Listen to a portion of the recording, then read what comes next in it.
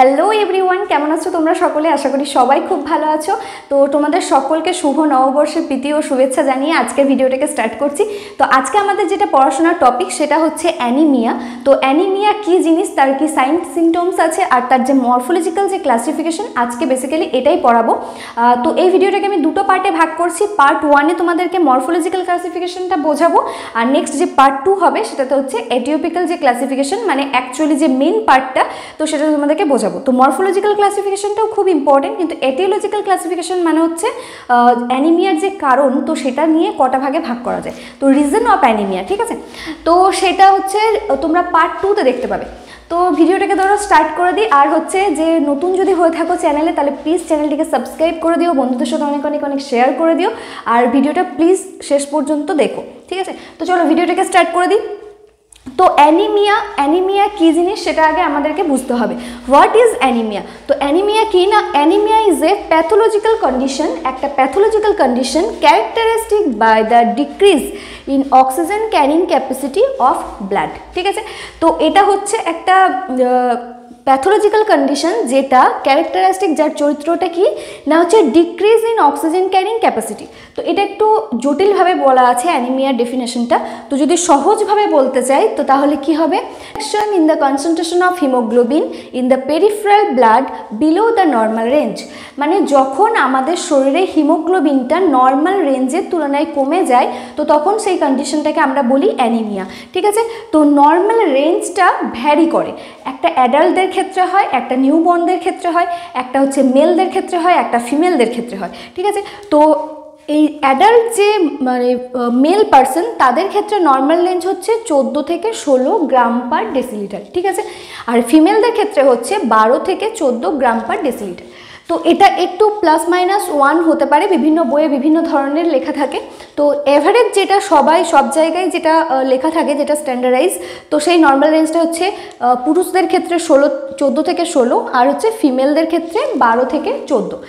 তো যখন পুরুষদের ক্ষেত্রে হিমোগ্লোবিন 13-র নিচে নেমে যাবে, আর মহিলাদের ক্ষেত্রে হিমোগ্লোবিন 11.5-এর নিচে নেমে যাবে, তো তখন সেই কন্ডিশনটাকে আমরা বলবো অ্যানিমিক কন্ডিশন। কত না 11.5, এটা হচ্ছে ফিমেলদের ক্ষেত্রে, ঠিক আছে? ফিমেলদের ক্ষেত্রে যখন 11.5 হয়ে যাবে, আর মেলদের ক্ষেত্রে যখন লেস দেন 13.0 গ্রাম পার ডেসিলিটার হয়ে যাবে, এটা কাদের ক্ষেত্রে? মেলদের ক্ষেত্রে। তখন সেই কন্ডিশনটাকে আমরা বলবো অ্যানিমিক কন্ডিশন, ঠিক আছে?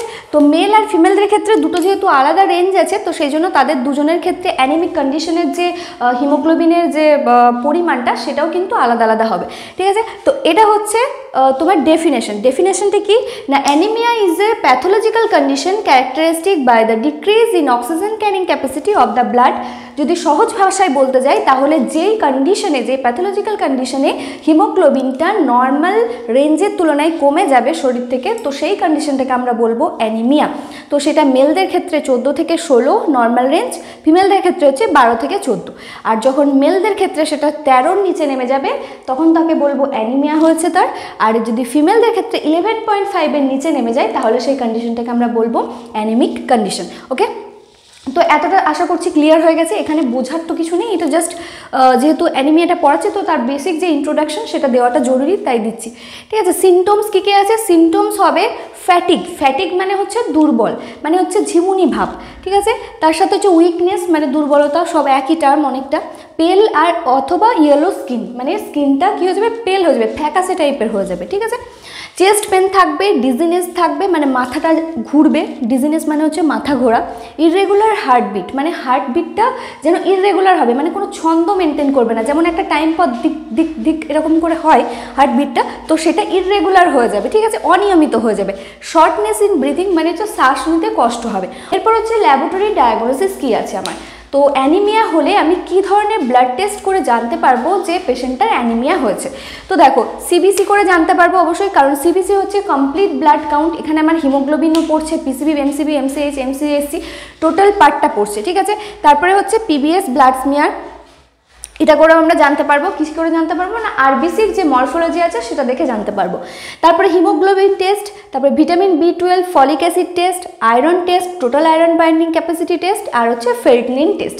তো যখন অ্যানিমিয়া হয় তখন অ্যানিমিয়াটা কী কারণে হয়েছে সেটা জানার জন্য এই সব টেস্টগুলো করা হয়। Vitamin B12, folic acid, iron test, মানে তোমাদের যে নেক্সট যে পার্ট 2টাতে পড়াবো সেইটাতে তোমাদেরকে বলবো যে কী কী ধরনের মানে রিজনের জন্য অ্যানিমিয়া হতে পারে। সেটা বিভিন্ন ধরনের রিজনের জন্য হতে পারে, কখনো আয়রন ডেফিসিয়েন্সিতে হয়, কখনো প্রোটিনের ডেফিসিয়েন্সিতে হয়, কখনো ভিটামিনের ডেফিসিয়েন্সিতে হয়। তো এই মানে কারণগুলোর জন্য অ্যানিমিয়া হয় এবং কোন ধরনের অ্যানিমিয়া হচ্ছে বা কী কারণের জন্য অ্যানিমিয়াটা তৈরি হচ্ছে সেটা জানার জন্য এই সব ব্লাড টেস্টগুলো করা হয়। ওকে, তো এবারে আসছি আমাদের যে আসল পার্ট, যেটা মেন ইম্পর্টেন্ট যে পার্ট অ্যানিমিয়ার, সেটা হচ্ছে ক্লাসিফিকেশন অফ অ্যানিমিয়া। তো ক্লাসিফিকেশন অফ অ্যানিমিয়াকে দুভাগে ভাগ করা হয়, একটা হচ্ছে মরফোলজিক্যালি, একটাকে বলা হচ্ছে মরফোলজিক্যাল ক্লাসিফিকেশন। তো মরফোলজিক্যাল ক্লাসিফিকেশন মানে কি না সেলের মরফোলজি কীরকম হচ্ছে, সেলটা বড় হচ্ছে না ছোট হচ্ছে, না তার মধ্যে হিমোগ্লোবিন কমে যাচ্ছে না হিমোগ্লোবিন বেড়ে যাচ্ছে না নর্মাল থাকছে। তো এই সব নিয়ে যে মানে মোট কথা হচ্ছে সাইজটা, সেলের সাইজটার কীরকম চেঞ্জেস হচ্ছে, তার মধ্যে হিমোগ্লোবিনের চেঞ্জেস কি হচ্ছে, বেড়ে যাচ্ছে না কমে যাচ্ছে কি হচ্ছে, তো সেইটা হচ্ছে মরফোলজিক্যাল ক্লাসিফিকেশন। ঠিক আছে, মানে বাইরের থেকে যেটা দেখে বোঝা যাবে সেটা হচ্ছে মরফোলজিক্যাল ক্লাসিফিকেশন, বাইরের থেকে মানে খালি চোখে নয়, তাই বলি মাইক্রোস্কোপিক্যালি। ওকে, তো এই যে ক্লাসিফিকেশনটা আন্ডারে 4টে ভাগে এটাকে ভাগ করা হয়। কি কি আছে দেখে নেব একবার। প্রথমে হচ্ছে নর্মোসাইটিক নর্মোক্রোমিক অ্যানিমিয়া। এটা খুব ভালো করে মাথায় রাখবে, এটা কিন্তু শর্ট নোটে পড়বে, বড় যখন কোশ্চেন পড়বে 10 নাম্বারের 20 নাম্বারের তখন পড়বে, 5 নাম্বারের পড়বে, মানে যত রকমভাবে পড়ে অ্যানিমিয়ার এটাই হচ্ছে সবথেকে ইম্পর্টেন্ট পার্ট। তো সেটা খুব ভালো করে মাথায় রাখবে, নর্মোসাইটিক নর্মোক্রোমিক অ্যানিমিয়া। এবারে এই টার্মগুলোকে তোমাদেরকে জানতে হবে যে নর্মোসাইটিক মানে কি, আর হচ্ছে হাইপোক্রোমিক মানে কি, ম্যাক্রোসাইটিক মানে কি, এগুলো জানতে হবে। ঠিক আছে, নর্মো মানে হচ্ছে নর্মাল, সাইটিক মানে হচ্ছে সাইজ, মনে থাকবে নর্মো মানে হচ্ছে নর্মাল, সাইটিক মানে হচ্ছে সাইজ। নর্মোসাইটিক মানে হচ্ছে সাইজটা নর্মাল আছে কার, আরবিসির। কার পড়ছি আমরা এখানে, এখানে আমরা কাকে নিয়ে পড়াশোনা করছি, এটা হচ্ছে আরবিসি নিয়ে পড়ছি, এটা কিন্তু ডব্লিউবিসি নিয়ে কিন্তু আমরা পড়ছি না। ঠিক আছে, কারণ হচ্ছে হিমোগ্লোবিনটা কার মধ্যে থাকে, আরবিসির মধ্যে থাকে, নিশ্চয়ই হিমোগ্লোবিন ডব্লিউবিসির মধ্যে থাকতে যাবে না। ঠিক আছে, তো সেই জন্য আমরা এখানে আরবিসিকে নিয়ে পড়ছি, তো আরবিসির মরফোলজি নিয়ে আমরা এখানে কথা বলছি। তো আরবিসির সাইজটা যখন নর্মাল থাকবে তখন তাকে বলবো নর্মোসাইটিক।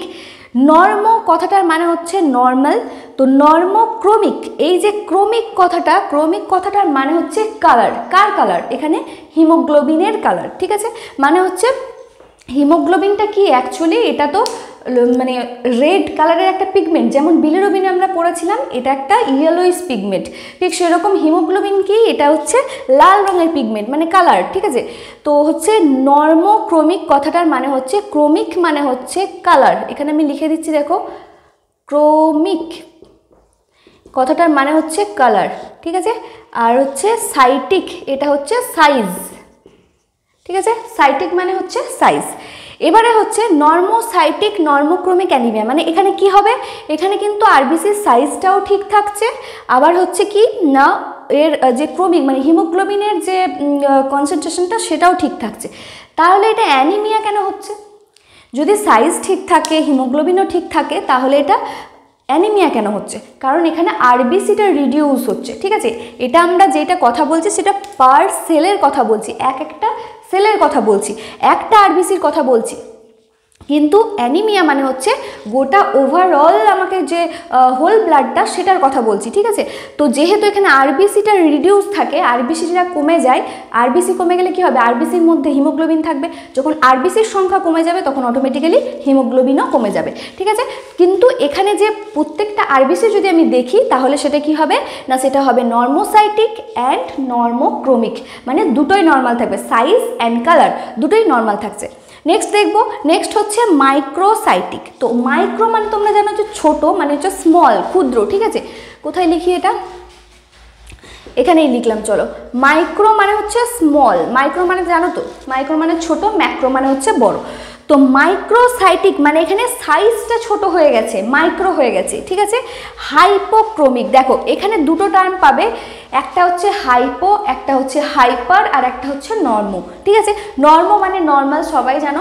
এবার হচ্ছে হাইপো, হাইপো মানে হচ্ছে কম, মানে লেস, ঠিক আছে। হাইপো মানে কম, লেস, আর হাইপার মানে হচ্ছে বেশি, ঠিক আছে। তখন সেটা আমরা কি বলবো, লার্জ বা হচ্ছে মোর, মোর বলবো, মোর টার্মটা এখানে বেশি অ্যাপ্লিকেবল, ঠিক আছে।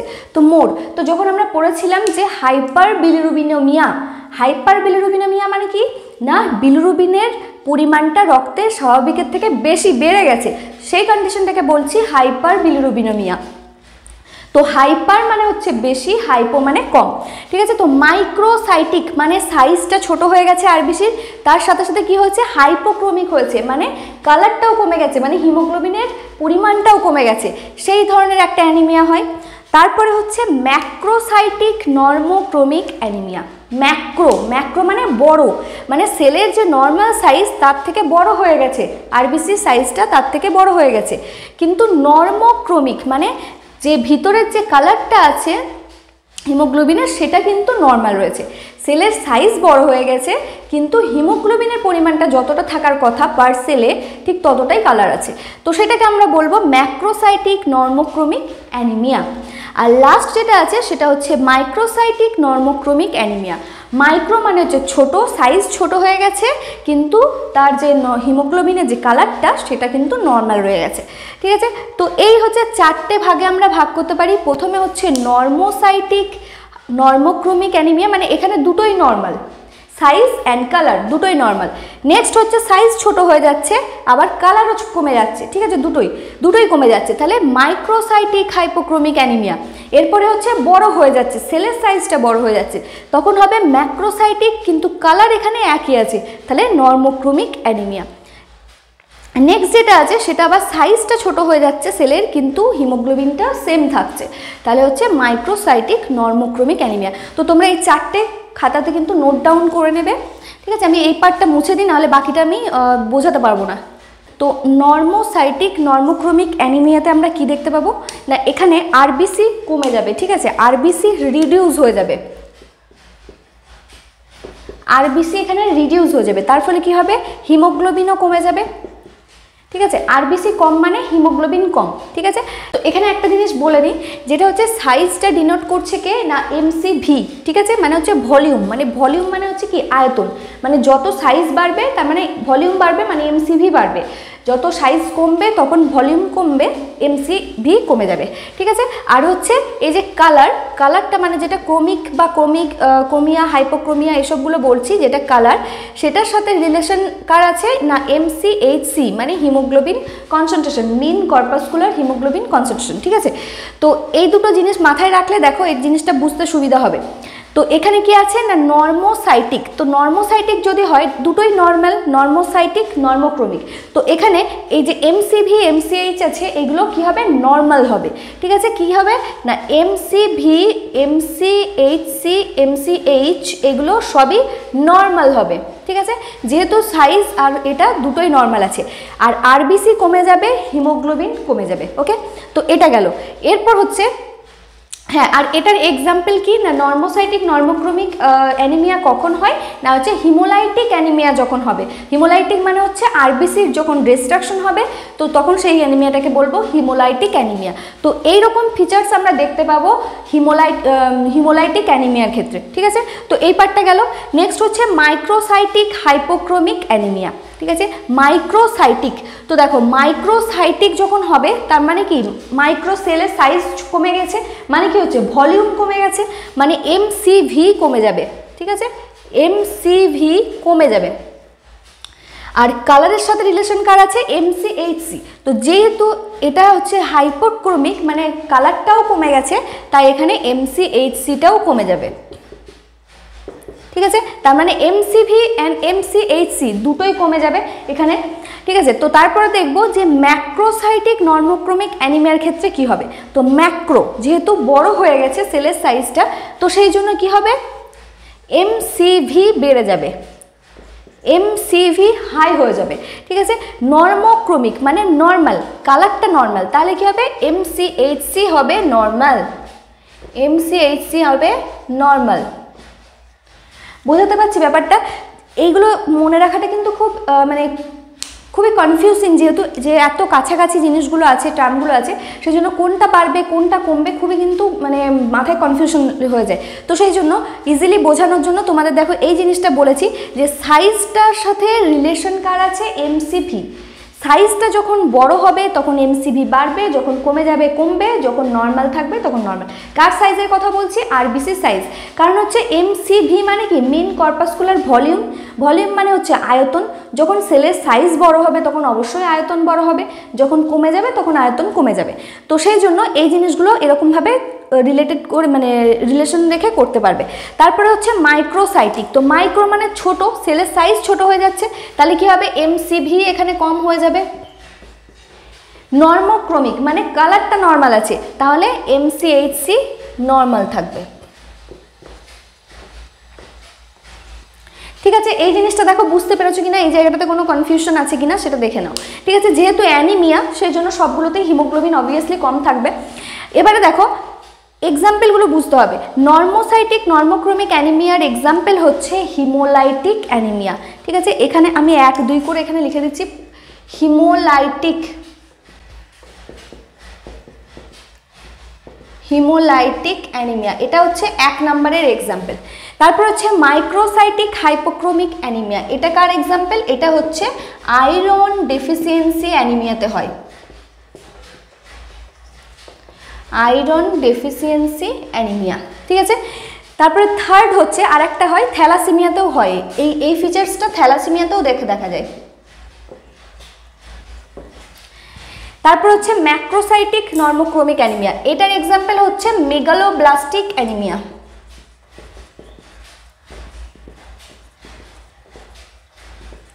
ঠিক আছে, আর মেগালোব্লাস্টিক অ্যানিমিয়া কি সেটা তোমাদেরকে নেক্সট যে পার্ট 2টা বানাবো তো সেখানে বলে দেবো। তো তারপরে হচ্ছে মাইক্রোসাইটিক নর্মোক্রমিক অ্যানিমিয়া, এটা কখন হবে না, যে অ্যানিমিয়াগুলো ক্রনিক ডিজিজের কারণে হয়। ক্রনিক ডিজিজ কী কী আছে? যাদের ধরো আলসার আছে পেটের মধ্যে বা গ্যাস্ট্রোইন্টেস্টাইনাল কোনো জায়গায় আলসার আছে, পেপটিক আলসার আছে, তাদের ক্ষেত্রে কি হয়, ক্রনিক মানে অনেক দিন ধরে চলছে। ঠিক আছে, অনেক দিন ধরে চলছে মানে তারা বুঝতে পারছে না যে ব্লাড লস তার হয়ে যাচ্ছে, মানে স্টুল দিয়ে কিন্তু ব্লাড পাস করে যাচ্ছে এবং এই ঘটনাটা অনেক দিন ধরে হয়ে যাচ্ছে। তো সেই রকম ক্ষেত্রে বা কোনো ক্যান্সারের পেশেন্ট যদি থাকে তাদের ক্ষেত্রে, তো এই সব ক্রনিক ডিজিজগুলোর ক্ষেত্রে কি হচ্ছে না, এই মাইক্রোসাইটিক নর্মোক্রমিক অ্যানিমিয়াটা দেখা যাচ্ছে। তো এটা হচ্ছে ক্রনিক ডিজিজের anaemia cause due to chronic disease. ঠিক আছে, তো ক্রনিক ডিজিজে এটা হচ্ছে, এই অ্যানিমিয়াটা দেখা যাচ্ছে। তো আর একবার এই পার্টটাকে রিভাইজ করে নেব মরফোলজিক্যাল ক্লাসিফিকেশন থেকে। প্রথমে হচ্ছে নর্মোসাইটিক নর্মোক্রমিক অ্যানিমিয়া। নর্মোসাইটিক মানে হচ্ছে সেলের সাইজ নর্মাল থাকবে, হিমোগ্লোবিনের কালার নর্মাল থাকবে। সেখানে আমি কি ফিচার্স দেখতে পাবো, আরবিসিটা কমে যাবে, তার ফলে হিমোগ্লোবিন কমে যাবে। কিন্তু যেহেতু এটা দুটোই নর্মাল, সাইজ অ্যান্ড কালার দুটোই নর্মাল, তো সেই জন্য এমসিভি, এমসিএইচ, এমসিএইচসি এগুলো সবই নর্মাল থাকবে যখন আমরা সিবিসি করব তখন। মাইক্রোসাইটিক হাইপোক্রোমিকের ক্ষেত্রে কী হবে, মাইক্রো মানে সাইজ কমে গেছে, মানে ভলিউম কমে যাবে, মানে এমসিভি কমে যাবে। ঠিক আছে, আবার হাইপোক্রোমিক তো সেই জন্য কালার কমে যাবে, যার জন্য এমসিএইচসি কমে যাবে। ম্যাক্রোসাইটিকের ক্ষেত্রে কি হবে, ম্যাক্রো মানে সাইজ বেড়ে গেছে, মানে ভলিউম বেড়ে যাবে, মানে এমসিভি বেড়ে যাবে। ঠিক আছে, আর নর্মোক্রমিক যেহেতু সেই জন্য এমসিএইচসিটা নর্মাল থাকবে। মাইক্রোসাইটিক সাইজ ছোট হয়ে গেছে মানে এমসিভি কমে যাবে, মানে ভলিউম কমে যাবে, তো এমসিভি কমে গেছে। দেখো নর্মোক্রমিক যেহেতু সেই জন্য এমসিএইচসিটা নর্মাল হচ্ছে। আর এক্সাম্পল কি না, এরকম ফিচার্স আমি কখন পাবো, নর্মোসাইটিক নর্মোক্রমিক পাবো হিমোলাইটিক অ্যানিমিয়াতে, মাইক্রোসাইটিক হাইপোক্রমিক পাবো আয়রন ডেফিসিয়েন্সি অ্যানিমিয়া আর থ্যালাসেমিয়াতে, ম্যাক্রোসাইটিক পাবো মেগালোব্লাস্টিক অ্যানিমিয়াতে, আর মাইক্রোসাইটিক নর্মোক্রমিক অ্যানিমিয়া পাবো ক্রনিক ডিজিজের ক্ষেত্রে, যেগুলো আলসার থাকে, পেপটিক আলসার, গ্যাস্ট্রোইন্টেস্টাইনাল আলসার থাকে, যেগুলো ক্যান্সারের পেশেন্ট থাকে, তো যাদের ক্রনিক ব্লাড লস হচ্ছে অনেক দিন ধরে, তো তাদের ক্ষেত্রে এরকম ব্লাড ফিচার্স আমরা দেখতে পাবো পিবিএস মিয়ারে। ঠিক আছে, তো এই ছিল আজকে গোটা ভিডিওটা। খুব ইম্পর্টেন্ট মরফোলজিক্যাল ক্লাসিফিকেশনটা, সেটা খুব ভালো করে মনে রাখবে, যেটা বললাম খাতায় নোট ডাউন করে নাও, তারপরে বইয়ে যেটা দেখতে পাচ্ছ বইয়ে তো কিছু লেখা থাকবে, থাকবে, তো সেখান থেকে প্লাস এইটা নিয়ে একটা নোটস তৈরি করো যেটা তোমার এক্সামের জন্য কাজে লাগবে। ওকে, তো আজকে চলো এখানেই শেষ করছি। নেক্সট পার্ট 2 যেটা বানাবো সেটা এটিওপিক্যাল যে ক্লাসিফিকেশন সেটা বলবো। তো এই ভিডিওটাকে অনেক অনেক শেয়ার করে দেবে ফ্রেন্ডসদের সাথে, আর যদি নতুন হয়ে থাকো চ্যানেলে তাহলে অবশ্যই সাবস্ক্রাইব করে নিও। আরও অনেক লেকচার ক্লাস এখানে দেওয়া আছে, প্লেলিস্ট আকারে আমি বানিয়ে দিয়েছি, তো সেগুলো পরপর দেখতে থাকো, আশা করি হেল্প হবে। তো চলো আজকের মতো তাহলে এখানেই শেষ করছি, দেখা হবে নেক্সট ভিডিওয়।